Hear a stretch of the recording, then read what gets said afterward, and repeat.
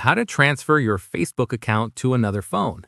This tutorial shows you how to log in and access your Facebook on a new device. First, on your new Android device, open the Google Play Store. After that, search for Facebook and tap Install to download the app. From there, once installed, tap Open to launch Facebook. At this point, tap Login on the welcome screen. In the next step, enter your email address or phone number associated with your account. Following this, enter your password and tap Login. Once done, if you have two-factor authentication enabled, enter the code sent to your phone or email. From here, you'll be logged into your Facebook account on your new device. At this stage, all your posts, friends, and messages will be accessible.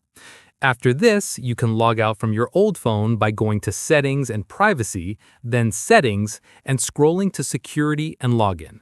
Once completed, tap on your old device under Where you're logged in and select Log Out. And that's it.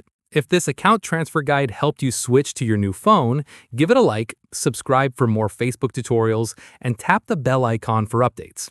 See you in the next one.